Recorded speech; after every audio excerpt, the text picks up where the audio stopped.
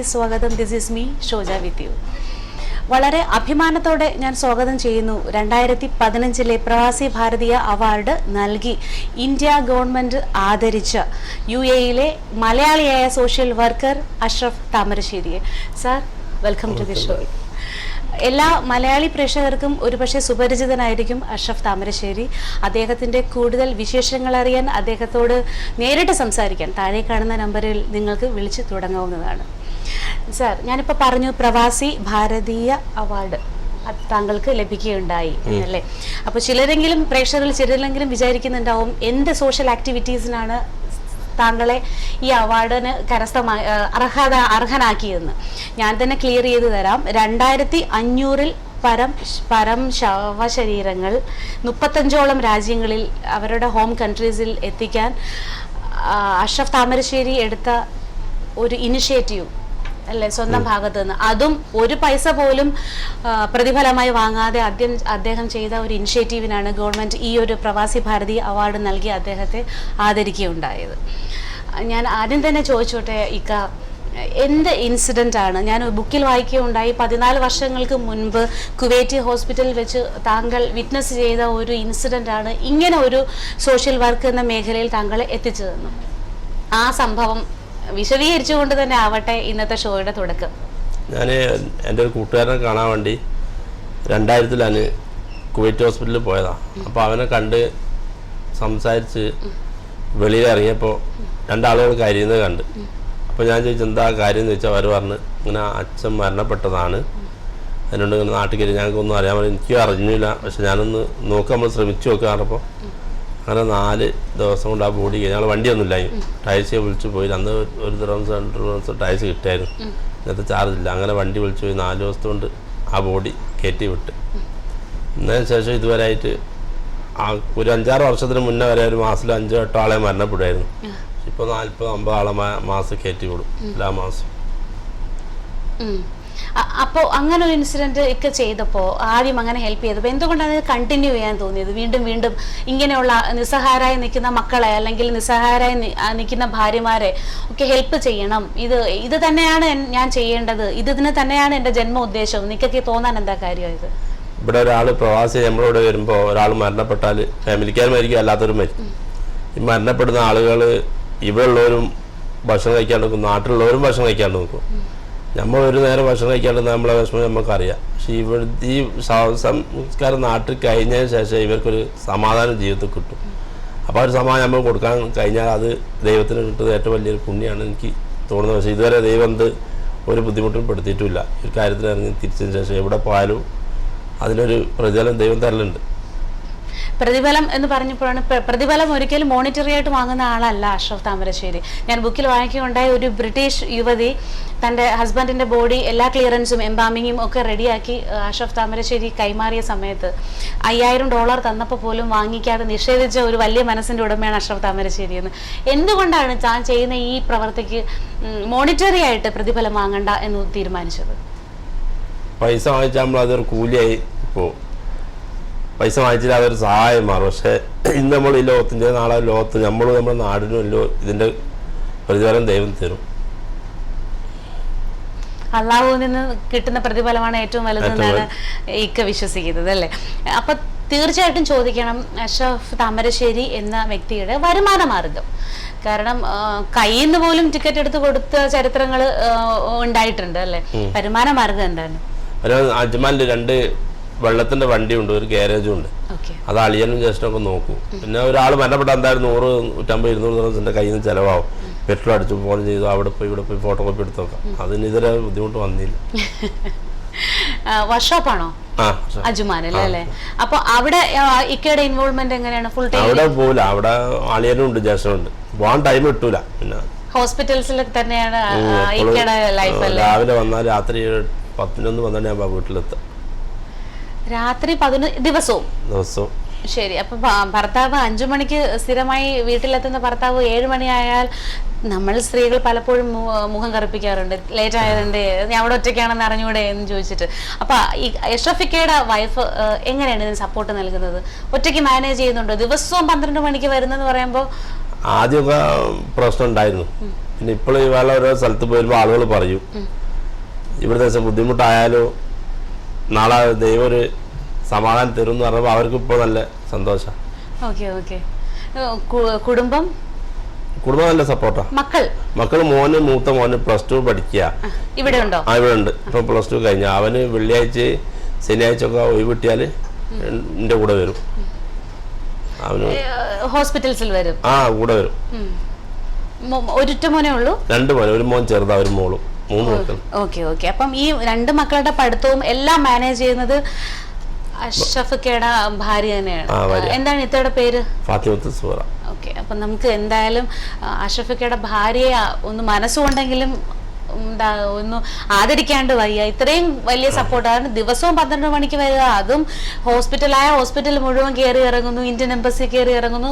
ഒരു ധനലാഭത്തിന് വേണ്ടിയിട്ടല്ല ഇങ്ങനെ പ്രവർത്തിക്കുന്നതെന്നും കൂടെ നമുക്ക് എടുത്തു പറയേണ്ടതാണ്. അഷ്റഫിക്കയുടെ ഭാര്യയ്ക്ക് ഒരുപാട് മനസ്സിന്റെ from the bottom of heart ഒരുപാട് ആദരിക്കുന്നു, ഒരുപാട് നന്ദി പറയുന്നു. പിന്നെ അവാർഡ് കിട്ടിയപ്പോൾ എങ്ങനെയാണ് അഷ്റഫിക്ക ഈ അവാർഡിന് അർഹനായത്? മീൻസ് എങ്ങനെയാണ് ഗവൺമെന്റ് തിരിച്ചറിഞ്ഞത് ഇങ്ങനെ ഒരാൾ UAE കിടന്ന് ഒരുപാട് പെടാപ്പാടുപെടുന്നുണ്ട് എന്ന്? അവാർഡ് എല്ലാ നാട്ടിലും കയറ്റി വിടുമ്പോൾ 2 കാരണമാണ്. ഒന്ന്, നമ്മളെ ഇന്ത്യൻ അംബാസിഡറാണ് ഇതിന് ആദ്യം തന്നെ വിദേശകാര്യമന്ത്രി വന്ന് പറഞ്ഞത് അവാർഡ് കൊടുക്കുകയാണെങ്കിൽ അവന് കൊടുക്കുക, എല്ലാവർക്കും കൊടുത്താൽ പ്രൊഫഷണൽ ആണപ്പോൾ ആ വിദേശകാര്യമന്ത്രി ഉൾക്കുണ്ട്. പിന്നെ ഇവിടുത്തെ എല്ലാ സംഘടനയുടെ ആളുകളും BJPക്കാരുടെ സംഘടന എല്ലാവരും നല്ല സപ്പോർട്ട് അവന് കൊടുക്കാനുള്ള പ്രൊഫഷണലാണ്. പക്ഷേ ഞാൻ ഈ അവാർഡ് വാങ്ങാൻ സ്റ്റേജിൽ കയറിയപ്പോൾ തന്നെ വിദേശകാര്യമന്ത്രി പ്രസിഡന്റോട് പറഞ്ഞിട്ട് ഇവനാണ് അഷ്റഫ്, ഇത്രയും ആൾ തന്നെ ഞങ്ങൾ അംഗീകരിച്ചില്ല, ഇവനാണ് ഇത് അർഹതപ്പെട്ടതെന്ന് പറഞ്ഞ ശേഷം എനിക്ക് അവാർഡ് തരുന്നത്. ടിവിയിലും ഫോട്ടോത്തിലൊക്കെ ഉണ്ട്. അപ്പൊ ഈ അവാർഡ് എന്ത് ഉത്തരവാദിത്വമാണ് വീണ്ടും അഷ്റഫ് താമരശ്ശേരി എന്ന വ്യക്തിയുടെ ഷോൾഡറിൽ വെച്ച് തന്നിരിക്കുന്നത്? പക്ഷെ ഇപ്പോൾ ഈ അവാർഡ് കിട്ടിയ ശേഷം എവിടെ പോയാലും, അല്ലെങ്കിൽ പോലീസിലും ഇവിടുത്തെ ഗവൺമെന്റ് സ്ഥാപനത്തിൽ എവിടെ പോലും അവർക്കറിയാം. അവർ വരുമ്പോൾ തന്നെ അവർ എന്നെ കാണുമ്പോൾ അവർ പേടിയായി അവർക്ക്. നമുക്കൊരു കോളർ ഉണ്ട്. Hello good afternoon. ഇതാരാണ്? എന്റെ പേര് പ്രവീൺ എന്നാണ്. ഞാൻ അബുദാബിയിൽ നിന്ന് വിളിക്കുന്നു. പ്രവീൺ, ഇക്കോട് സംസാരിച്ചോളൂ. ഹലോ. ഞാൻ താങ്കളെ പറ്റിയും കേട്ടിട്ടുണ്ട്. താങ്കൾ ചെയ്യുന്ന ഈ നല്ലൊരു ജനോപകാരപ്രദമായിട്ടുള്ള കാര്യങ്ങൾ. ഇപ്പൊ ഞാനിപ്പോ പറയുകയാണെങ്കിൽ ഇപ്പൊ നമ്മൾ ചരിത്രം പരിശോധിച്ചാൽ തന്നെ നമുക്ക് കാണാം ചില വ്യക്തിത്വങ്ങള്, അതായത് സംസ്കരിക്കപ്പെട്ട ചില വ്യക്തിത്വങ്ങൾ ഇപ്പൊ ഇന്ത്യയിലായാലും എവിടെയായാലും ശരി. അപ്പൊ ഇങ്ങനെയുള്ള നല്ല വ്യക്തിത്വങ്ങൾ എപ്പോഴും ജനങ്ങളുടെ മനസ്സിൽ ഉണ്ടാവും. ദൈവം നല്ലത് തരട്ടെ എന്ന് പ്രാർത്ഥിക്കുന്നു. സന്തോഷം. Thank you so much. ഇത് തന്നെയാണ് അഷ്റഫിക്ക ദൈവം തരുന്ന ഏറ്റവും വലിയ പുണ്യം തോന്നുന്നല്ലേ? ഒരുപാട് മനസ്സുകളിലേക്ക് എത്താൻ പറ്റുക, ഒരുപാട് മനസ്സുകളുടെ പ്രാർത്ഥനയിൽ നിറഞ്ഞു നിൽക്കാൻ പറ്റുക.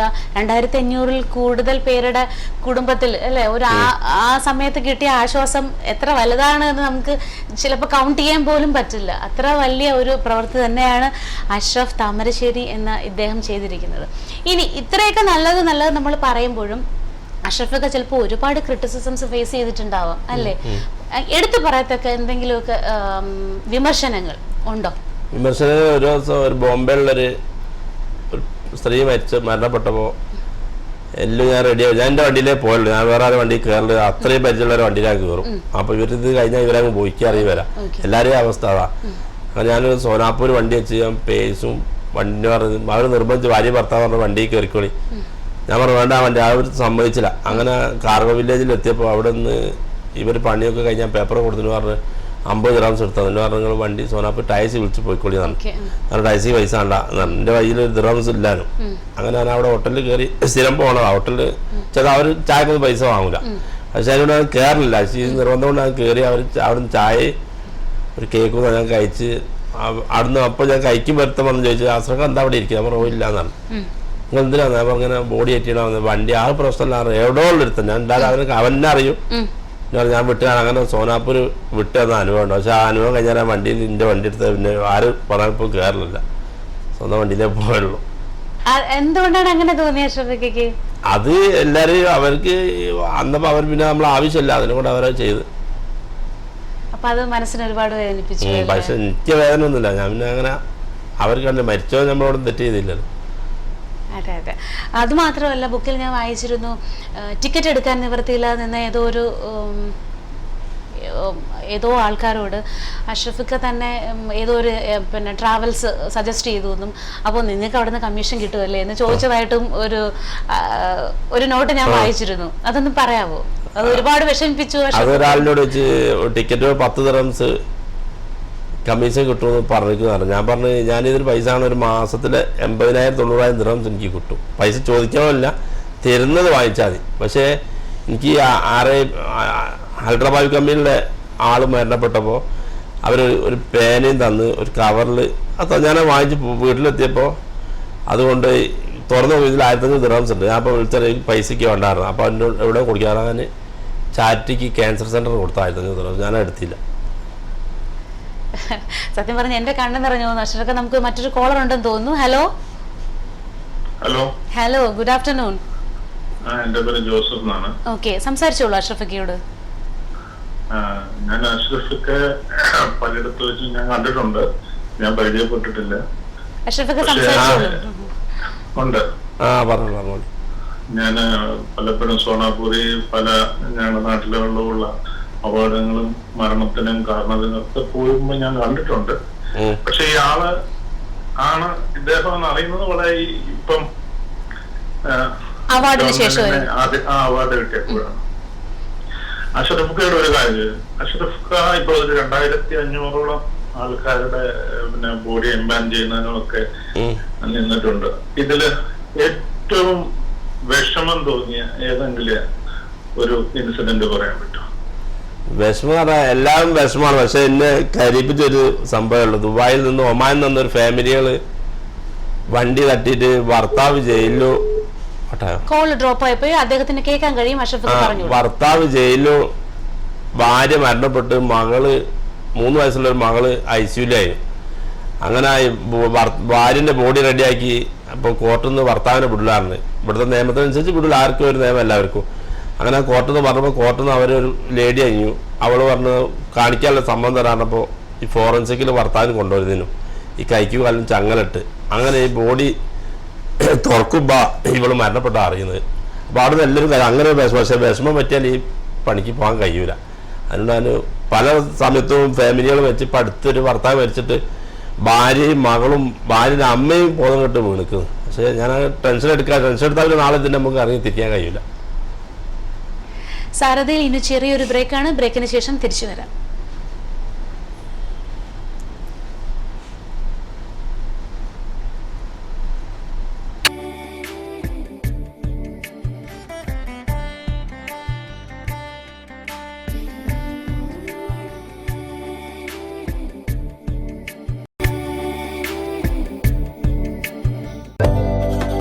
നൂറ്റാണ്ടുകളുടെ പാരമ്പര്യമുള്ള മഹത്തായ 2 സംസ്കാര തായ്വഴികൾ, അറബിക്കും മലയാളവും. ഭാഷയിലൂടെ സംസ്കാരവും സംസ്കാരത്തിലൂടെ ജനങ്ങളും പരസ്പരം അറിയപ്പെടുന്നു. എല്ലാത്തിനും അടിത്തറ ഭാഷ തന്നെ. സലാം വലൈക്കും. നമ്മൾ എല്ലാരോടും സലാം വലൈക്കും പറയുന്നുണ്ടല്ലോ, പക്ഷെ അതിന്റെ അർത്ഥം എന്താണ്? ഇതിന്റെ അർത്ഥം ദൈവത്തിന്റെ രക്ഷയും സമാധാനവും താങ്കൾക്കുണ്ടാകട്ടെ എന്ന് നമ്മൾ പ്രാർത്ഥിക്കുകയാണ്. മനസ്സിലായില്ലല്ലോ. അറബിക് ഭാഷ എടുത്തറിയുവാൻ NTV അവസരമൊരുക്കുന്നു. കാണുക എല്ലാ ദിവസവും ഉച്ചയ്ക്ക് 3:30 മുതൽ 4:30 വരെ തത്സമയം. വിശുദ്ധ റംദാനിൽ വ്രതാനുഷ്ഠാനത്തിലൂടെ ലഭിക്കുന്ന ശാരീരികവും മാനസികവും ആത്മീയവുമായ നേട്ടങ്ങൾ ആരോഗ്യപരമായി എങ്ങനെ കൈവരിക്കാം? കാണുക Ramadan health tips. Ramadan Health Tips brought to you by Metro Medical Center, Ajman.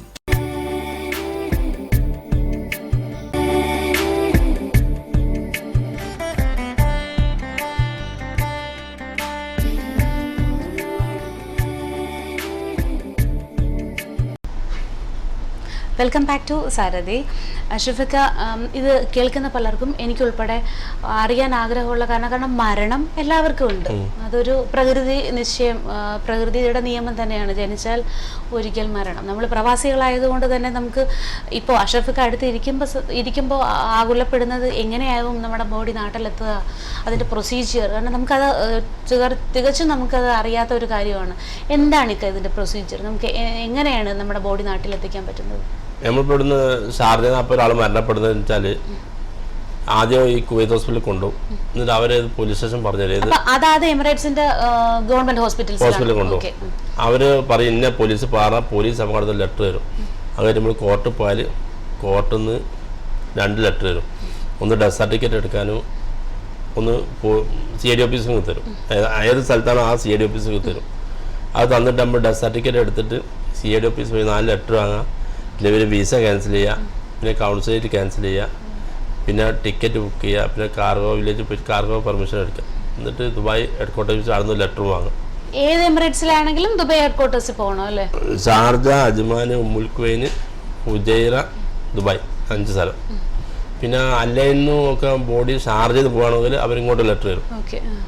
ഒരുപാട് ലോങ് പ്രൊസീജിയർ ആണ്. പക്ഷേ പ്രൊസീജിയർ നോക്കിയാൽ 4-5 ദിവസം ആവും. അപ്പം ഇവർ അറിയുന്നത് കൊണ്ട് കുറേ കുറഞ്ഞു കിട്ടും. നമ്മൾ പോകും.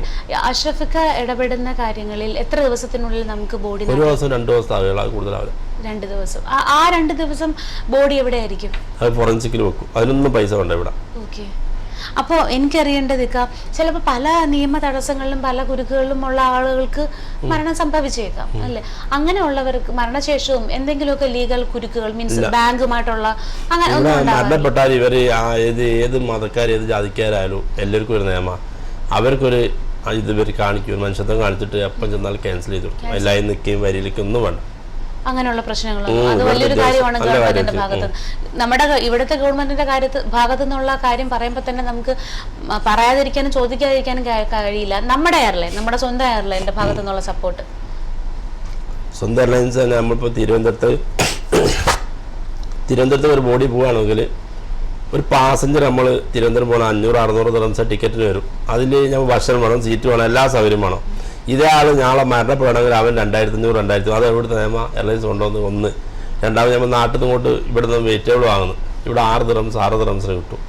ഇതിന് 1 ദിർഹംസാണ് ഇവർ വാങ്ങുന്നത് അല്ലേ വെജിറ്റബിൾ. അതൊരു മനുഷ്യത്തോടെ ബോഡിക്ക് ഇന്ത്യ എയർലൈൻസ് കാണിക്കുന്നില്ല. ഞാൻ എവിടെയും പറയൂ, അതാണ് സത്യം. കാരണം ഒരാൾ മരണപ്പെടാൻ 2500, 2400, 2300, 2000 കൂടുതൽ എപ്പോഴും ബോഡിക്ക് വരും. ഇതേ സാധനങ്ങൾ എയർ അറേബ്യക്ക് പകുതി പൈസ ഉള്ളൂ. എയർ അറേബ്യ തന്നെ മനുഷ്യത്വം കാണിക്കുന്നതോടെ എയർ ഇന്ത്യ കാണിക്കുന്നില്ല. കുറവാ, നമ്മുടെ സ്വന്തം എയർലൈനിൽ കൂടുതലാണ്. പിന്നെ എയർ അറേബ്യയിൽ എപ്പോഴും അവരെ മാനേജറെ വിളിച്ചാലോ 2 ബോഡി കയറ്റും. അവർക്കറിയാം നമ്മളെല്ലാവരും. ഷാർജയിൽ എയർ ഇന്ത്യൻ്റെ ഒരു മാനേജർ കണ്ണെന്ന് പറഞ്ഞാൽ അവൾ നല്ല മനുഷ്യനാണ്. എപ്പം സാറേ ഇങ്ങനെ ബുദ്ധിമുട്ടാണ് അപ്പം കയറ്റും. ഇപ്പോൾ ദുബായിൽ ഞാൻ കഴിഞ്ഞ പ്രാവശ്യം 2 ബോഡി അവരെ കാല് പിടിച്ചാൽ പറഞ്ഞാൽ കയറ്റിയതാണ്. എന്നിട്ട് കയറ്റായിട്ട് എമിറേറ്റ്സിൽ ബിസിനസ് ക്ലാസ് എടുത്തിട്ടാണ് ഈ പാവത്തുകൾ പോകുന്നത്. അത്രയും അനീതി ഇവർ കാണിച്ചാലും ചില സമയത്ത്. പക്ഷേ എയർ അറേബ്യക്ക് ആ പ്രശ്നമില്ല. എന്തുകൊണ്ടും നമ്മുടെ ബോഡി എടുത്ത് കൂടുതൽ നീതി കാണിക്കുന്ന ഇവിടുത്തെ ഗവൺമെന്റ് തന്നെയാണെന്ന് തോന്നുന്നത് അല്ലേ? അഷ്റഫിക്കയുടെ എക്സ്പീരിയൻസ് എന്നാണ് ഈ കാര്യം പറഞ്ഞാൽ തർക്കിക്കാൻ എനിക്കാവില്ല. കാരണം എന്നേക്കാൾ ഒരുപാട് എക്സ്പീരിയൻസ് ആയിട്ടുള്ള ആളാണ് ഇദ്ദേഹം. ഇദ്ദേഹത്തിൻ്റെ അനുഭവം തന്നെയാണ് ഇദ്ദേഹം ഇവിടെ വെളിപ്പെടുത്തിയത്. വിഷമത്തോടെയാണ് അദ്ദേഹം ഇത് നമ്മോട് തുറന്നു പറയുന്നതും. നമ്മളെ ഇന്ത്യൻ്റെ പ്രധാനത്തിലുള്ള സ്ഥലം ഗുജറാത്ത്, അഹമ്മദാബാദ്. ഞാൻ അഹമ്മദാബാദിലേക്ക് ഒരു ബോഡി പോയിട്ട് 1700 ദിർഹംസേ ഉള്ളൂ. അതേ സാധനം എയർ ഇന്ത്യയാണ് 2500 വാങ്ങും.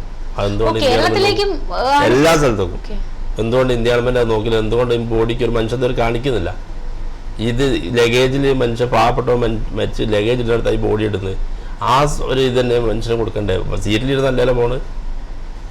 ഇത്രയും ഒരു അനീതി കാണിക്കുന്ന എയർ ഇന്ത്യ. ഞാൻ എവിടെയും അത് പറയൂ, ഞാൻ മാനേജറോടും പറഞ്ഞു. ഇത് അദ്ദേഹത്തിൻ്റെ വിഷമം തന്നെയാണ് അദ്ദേഹം ഈ എക്സ്പ്രസ് ചെയ്യുന്നത്. അദ്ദേഹത്തിൻ്റെ കണ്ണുകൾ നിറഞ്ഞിട്ടുണ്ടെന്ന് തോന്നുന്നു. ഇപ്പോൾ നേരത്തെ പറഞ്ഞ ഒരു ഇൻസിഡൻറ്റ്, ഹസ്ബൻഡിൻ്റെ ചങ്ങലക്കിട്ട് കൊണ്ടുവന്നിട്ട് ഭാര്യയുടെ ബോഡി കാണിച്ചു, അത് ആക്സിഡൻ്റ് ആയിരുന്നു. ആക്സിഡൻ്റ് ആയി. ഭർത്താവ് ഇവര് ഒമാനിൽ നിന്ന് വന്നിട്ട് തിരിച്ചു പോകുമ്പോൾ സിഗ്നൽ കട്ട് ചെയ്ത് വേറെ വണ്ടിക്ക് ഇടിച്ചാ. കുട്ടി രക്ഷപ്പെട്ടു. കുട്ടി വേണ്ട രക്ഷപ്പെട്ടു. ഭാര്യ മരണപ്പെട്ടു. എനിക്കറിയേണ്ടത് ഇക്ക നാട്ടിൽ ബോഡി എത്തിച്ചിട്ട് ഫാമിലി ഇവിടെ ഉള്ള ഒരുപാട് പേരുണ്ടാവും. അവർ പിന്നീട് എപ്പോഴെങ്കിലും ഇക്കയെ കോണ്ടാക്ട് ചെയ്യാറുണ്ടോ? ഉണ്ട്. ഞാൻ അവരോട് പറയുന്നത് വിളിക്കണ്ടെന്ന് പറയും. കാരണം അല്ലാണ്ട് 100 ഫോൺ വരും. ഇവര് നല്ലതിനാണ് ഇവര് വിളിക്കുക. പക്ഷേ അവർ വിളിക്കാൻ എനിക്ക് ബുദ്ധിമുട്ടാണ് വരിക. ഈ ഫോണിലേക്ക് ഇവരെ ഫോണിൻ്റെ വരിക. ഒത്തിരി ടൈമില്ലാത്തത് കൊണ്ട് അവർക്ക് അറിയാം. പിന്നെ ഇപ്പം എല്ലാവരും അങ്ങനെ വിളിക്കൂല. അത്യാവശ്യം എന്തോ വിളിച്ച് ചോദിക്കാറ് തിരക്കിലാണോ എന്ന് ചോദിക്കുക ആദ്യം തന്നെ. ഓക്കെ. അപ്പോൾ ഞങ്ങൾ ഇവിടെ അദ്ദേഹത്തെ ഷോയ്ക്ക് അപ്രോച്ച് ചെയ്ത സമയത്ത് പോലും ഇന്നലെ ഒരു ആക്സിഡന്റ് ഉണ്ടായി അല്ലേ? ഇന്നലെ അതിൻ്റെ പേപ്പർ വർക്കിലാണ് എന്ന് അദ്ദേഹം ആദ്യം തന്നെ പറഞ്ഞിരുന്നു.